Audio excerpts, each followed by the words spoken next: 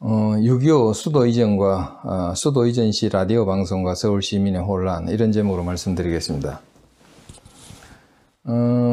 그 6.25 때 우리나라에는 라디오 방송국 하나가 있었죠. 서울중앙방송국 HLKA입니다. 이것이 서울에 있었습니다. 6월 25일 날 북한군이 전면 침공을 했을 때 아주 빠르게 방송 보도를 했습니다.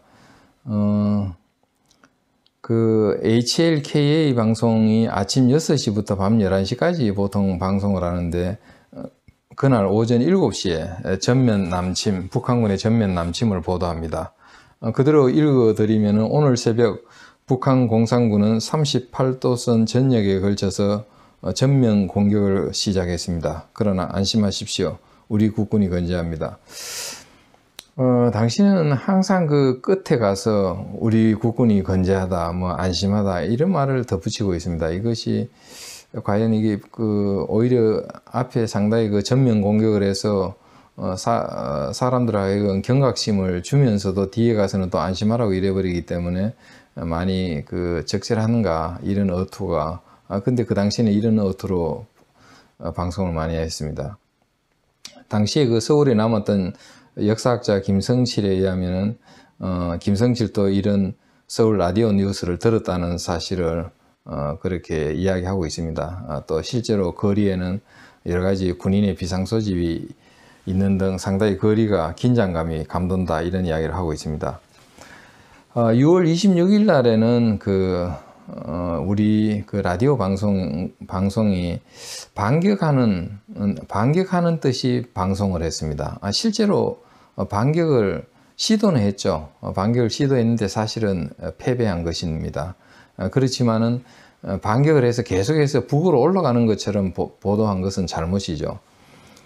26일 날 보면은 그 라디오 방송이 원래 공보처 소관인데 국방부로 소관이 이관이 됩니다. 이제 비상 상황이니까 국방부가 라디오 방송을 장악하는 거죠. 근데 국군이 북한군을 격퇴 중이다.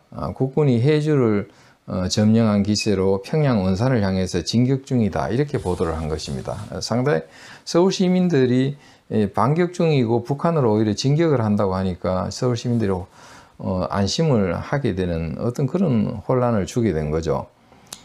역사학자 김성칠이 서울에 있으면서 정언한 것을 보면은 하루에 호해가 2번이나 돌고, 또 계례군이라는 게 북한군이죠. 38도선 전역에 불법 남침해 오는데, 또 귀에는 은은히 들려오는 대포 소리가 들린다는 거죠. 서울시에서 이미 대포 소리를 은은하게 들리고 있더라는 거죠.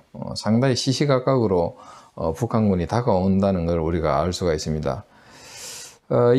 그리고 또 거리는 상당히 혼란스럽고, 피난 가는 사람, 이런 여러 가지 흥분된 거하고 이렇게 섞여가지고, 거리는 아주 긴장감이 감도는데, 신문 보도를 보면은 저게 전면적 패주다, 또는 국군 일부가 해주시에 돌입했다, 동해안 전선에서 적의 2개 부대가 투항했다, 이런 식으로 낙관적인 소식을 전해주더라는 거죠.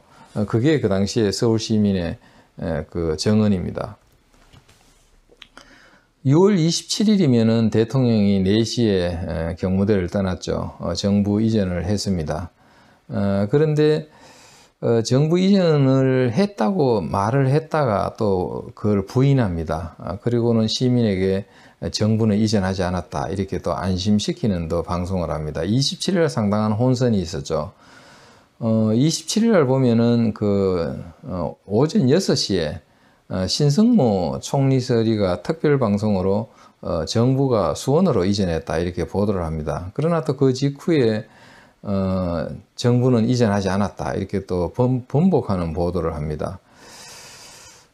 그리고 또 오후 4시에 되면은 메가더 사령부가 서울에 전투사령부를 설치했다, 내일부터 미군이 참전할 것이다, 이렇게 또 나오고, 그날 밤 10시에는 이승만 대통령의 육성으로 또 방송 연설을 하죠. 그때 연설 내용은 미국에다가 지원을 요청했다, 이런 내용입니다. 그래서 미국의 군수물자나 무기가 곧 도착할 것이다, 이런 기쁜 소식이다, 어쨌든 이런 대통령 육성 방송이 우리나라 서울 시민이나 우리나라 사람에게 상당히 안심을 준 것은 사실입니다. 여기도 보면은 서울시에 남았던 정언을 들어보면은 그들은 혼란 상황을 그대로 볼 수 있습니다. 라디오를 틀어놓으니까 대한민국 공보처 발표라고 하면서 아침에 수원으로 천도했다. 그러니까 행정수도를 옮겼다. 이렇게 말을 하고는 조금 있다가 오보다. 정부는 대통령이야 전원이 평상시와 같이 중앙청에서 집무하고 있고 국회도 수도 서울을 사수하기로 했다. 이렇게 또 이야기를 하죠. 그리고 충룡 무상한 우리 국군이 한결같이 싸워서 아침에 의정부를 탈환하고 물러가는 적을 추격 중이다. 이렇게 이야기를 하는 거죠. 근데 이거 모순을 느끼는 게 청포성은 점점 더 가까워 오고 있다는 겁니다. 우리가 반격해서 올라가고 있는데 청포성은 왜 가까워 오겠느냐. 그러니까 서울 시민도 벌써 느낌으로 아는 거죠. 청포성이 가까워 온다는 것은 북한군이 다가오고 있다는 거죠. 어쨌든 27일 날은 그런 상황임에도 불구하고 메가더 사령부가 우리 전투 전방지휘소를 서울에 설치하고 또 미군이 참전할 거라는 소식이라든지 이승만 대통령의 미국의 무기나 군수물자를 지원해 줄 것이라는 그런 방송 연설 이런 것들이 상당히 국민들에게는 고무를 줬습니다. 6월 27일 날 이승만 대통령 연설을 우리가 한번 보면은 본인이 메가더 장군과 통화를 했다. 그래서 메가더 장군의 메시지는 6월 27일부터 미 공군과 해군이 제한적이나마 공격에 참여하게 될 것이다. 이 말만 들어도 한국군 입장에서는 굉장히 든든하죠. 우리 혼자 싸우는 것보다 초강대국이 같이 도와준다면은 우리가 훨씬 더 잘 싸울 수 있고 두려워하지 않아도 된다는 생각을 가질 수 있지 않습니까? 실제로 미국 당시에 우리 서울에 있던 미국 시민들 이 사람들 소개를 했습니다. 미군들은 자기 자국민들을 전쟁 상황에 있는 서울에서 전부 실어가지고 후방으로 일본이나 이런 지역으로 후송을 했죠. 그때 미군 제트 비행기가 후송하는 비행기를 호송하러 왔는데 북한은 야크 전투기가 날아왔죠. 북한 공군은 프로펠러 비행기입니다. 그런데 미군의 후송하는 비행기 호위하는 것은 제트 비행기입니다. 그러니까 공중전에서 북한군 프로펠러 비행기 6대가 격추되죠. 그런 첫 번째 공중전이 있었습니다.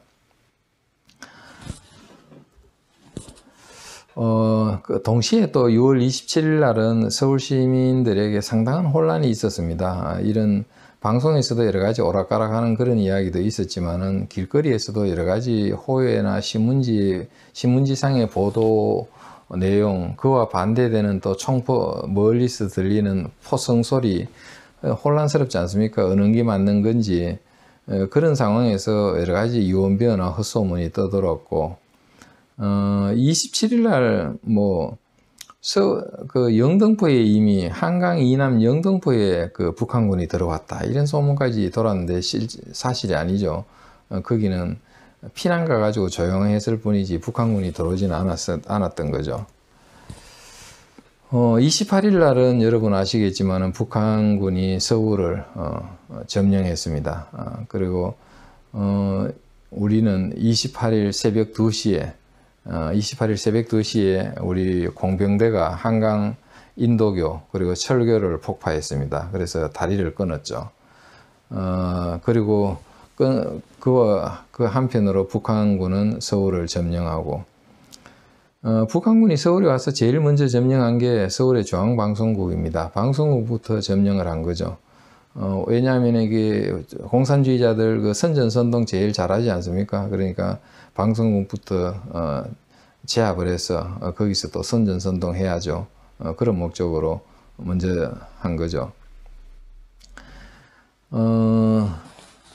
우리나라는 이 방송국을 뺏기고 난 뒤에 유효한 방송수단이 없어서 상당히 어려움을 겪었습니다.